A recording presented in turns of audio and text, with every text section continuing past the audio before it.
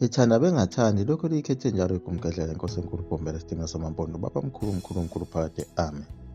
Zonke lezi gemegeme ezazenzeka kuleli zwe laKwaZulu naseNatali nakhona phela eBloemfontein naseTransvaal eNquthu eMnambithi ilapho kwakulokhu kuqhume khona njalo isibhamu sawo amangisi namabhunu kugijima zona izinsizwa zaKwaZulu ezazilekelela wona amangisi ziphethe izibhamu. Lezi azibhamu phela ezikhishwe yiwo amangisi eziwu-10,000 ukuba kuyoshawa wona amabhunu. Kodwa phela wona amabhunu ayelwa lento okuthiwa i-fair fight ngoba ayengawarobhi amangisi. Amabhunu awabanikanga abantu abamnyama izibhamu. Abantu abamnyama babesiza amabhunu ngako ukuthwala imithwalo. Yilabo bantu phela babesebenza kuwo amabhunu emaplazini awo kanye nabo abantu abanye abangenelela kuyo lempi abafana nawo amapedi ababebalelwa ku-10,000 kodwa babelekelela amangisi babebalelwa ku-100,000. Zonke lezi zimpi lezi zenzeka njena zijikeleza bude buduze nalo phela iplazi leli ukuhlala khona umsindisi uShembe phela. Lona phela wafihlwa uye uNkulunkulu kuleli lizwe laseNtabazwe. Wayelokhu emhlenge njalo kusuka khona kwaZulu emsusa ezimpini zabo oShaka nabo oDingane. Waze wazofika impi yaseSandlwana. Elokhu impi ijikeleze njalo. Ingaboni ukuthi inkulu indaba engaphansi kwezintaba zakhona eNtabazwe lapho kufihlwe khona umsindisi. Phela esinye sezimanga esavela kuyo leya ndawo yaseNtabazwe ngalesi sikhathi sekukhona yena umsindisi. Kwakuyiko phela ukuduma kwezulu okwakwehlukile emhlabeni okwakumangaza bonke abantu kanye nabo abeSuthu ababakhele le ndawo. Njengoba phela nabo abeSuthu nabantu abakhele kule ndaba yaseNtabazwe ababelokhu bephuma bengena emzini wakhona lapha kwaMayekisa bezokhalela lo mama lo oMahadebe owayebhabhadiselwe khona phela ebandleni lamaWeseli. Waseqanjwa igama elithi Elizabeth. Naye lo ndodana wakhe owaqanjwa igama lokuthi ungumudli wamafa omhlaba. Kanti umkhulu wakhe uNhliziyo wayemqambe lona igama lokuthi uShembe ngokuyalelwa uye phela uNkulunkulu owayekhuluma emkhathini ezibiza ngokuthi unguShembe. Wathi nomntwana ozozalwa kumele aqanjwe leli gama kube yiqiniso lokuthi bayakwenza lokhu. Kanti naye unina uMahadebe lona phela Elizabeth ebuntombini bakhe wayetsheliwe ngalo futhi leli gama ukuthi uyozala umntwana oyoba umsindisi oyobe enomoya oyingcwele uShembe oyoqanjwa igama kuthiwa uShembe. Yebo, kwakuyigama lasezulwini, igama likaNkulunkulu athi aqanjwe ngalo ingane ezozalwa emhlabeni eyisimanga. Igama likaMoya phela yena wayenalo igama umfokaMayekisa lakhe lasemhlabeni labazali bakhe ababemqambe lona ukuthi ungumudli wamafa. Kodwa esebhabhadisiwe phela ebandleni lakhe umfundisi uLesheha amaBaptist Church nakhona baphinde bamqamba elinye igama ukuthi esephuma phela emanzini yilapho kwaqhamuka khona izwi emoyeni. Leli livame ukuhlupha abantu kuyo le ndawo elathi ngakuhlukanisa nabafazi bakho nemfuyo yakho nezingane zakho. Kusukela namhlanje usuyizwibulo la indodana yami. Yilona-ke izwi lakhuluma emoyeni khona lapho emanzini ngalesi sikhathi esebhabhadiswa yena umfokaMayekisa. Asazi noma umfundisi uLesheha lona wayembhabhadisa noma wayelizwa yini lelizwe ngoba wathi mayiqeda lapho kumbhabhadisa wacela lonke ibandla lalikhona ukuthi liguqe lithandaze. Ekubhabhadisweni kwakhe umfokaMayekisa lapho phela okwenzeka khona ezinye futhi izimanga kuyo le ndawo yaseNtabazwe lapho kwavele kwasuka khona isihlahla esasibude buduze nalo phela isonto lela isonta kulo lamaWeseli. Savele saqhabuka amalangabi lesi sihlahla savutha singabaselwe muntu. Sasilokhu sivuthe njalo bonke abantu babesibona lesi sihlahla befikelwa ukwesaba okukhulu ngoba phela ziningi izimanga ezazilokhu zenziwa uNkulunkulu kuyo le ndawo ezesabekayo nakho ukuduma kwezulu ukukhulume umuntu emkhathini.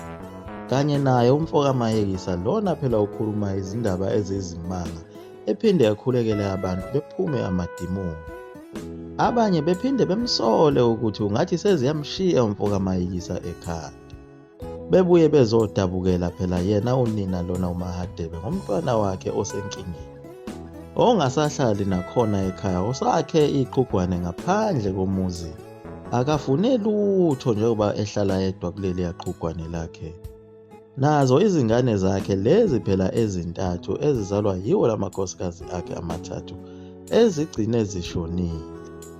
Phela lezi ingane zashona ngaso phela isimanga sakhe umfoka Mayekisa lona phela wayesedinwe yilo lelizwi elalimyalela ukuthi akahlukane namakhosikazi akhe.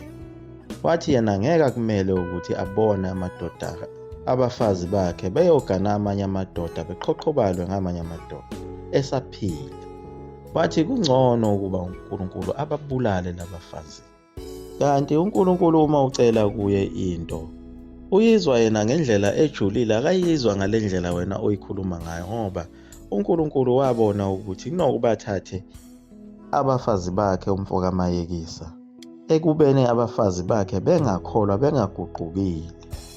Bazodala enkulu inkinga lena ngoba bazokhalela uNkulunkulu ukuthi abalitholanga ithuba lokuthi baphendukele kuye uNkulunkulu bemdumise.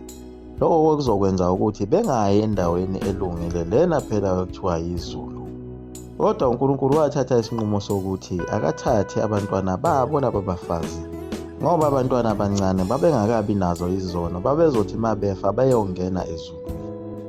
uNkulunkulu waqala wathatha umntwana kankosikazi wakhe omdala uMashabalala, lo mntwana okuthiwa uJohn, owayegule izinsuku eziyisihlanu maqede washona wase yangcwatshwa.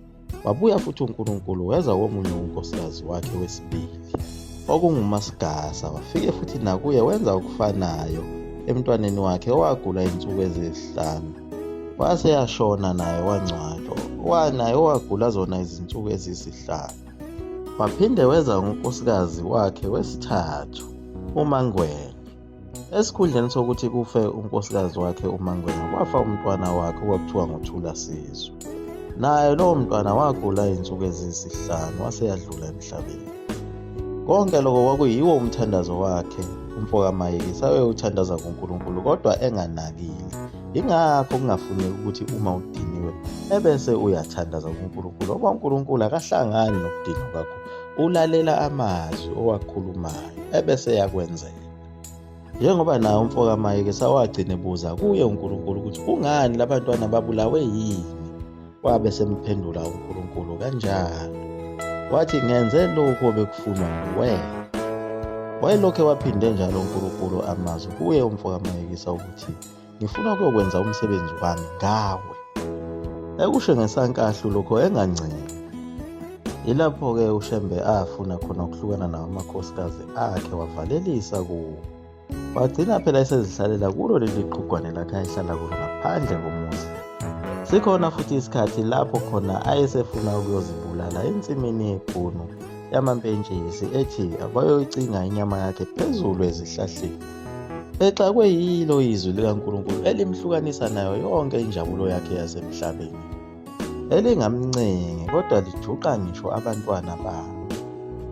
Usefana nentandane phela njengoba esephumile amabandleni amabili kade esonta kuwo, ebandleni lamaWesile nasebandleni lamaBaptist, lapho avaleliswe khona uye phela umfundisi uLesheha ngesihle, lapho ebebona khona izimangaliso zakhe phela umfoka Mayekisa ebezenza uma ekhipha amadimoni kubantu. Enza izimanga lezi ezazenziwa khona eBhayibhelini ngabaprofeti basemandulo. Kodwa umfundisi uLesheha wayemthanda uShembe, kodwa wayexawa yile ndlela phela asebenza ngayo, kanti futhi wayeseqala ukufaka eminye imithetho ebandleni lamaBaptist, njengako ukungena ebandleni noma endlini kaNkulunkulu ungazifakile izicathulo. Wabe seqala kanjalo-ke uShembe ukuba inkomo edla yodwana. Umfundisi unganalo ibandla liyaguqela phela kumgedlela mzulu amafutha omkhulu into emnesuka phakathi. Amen.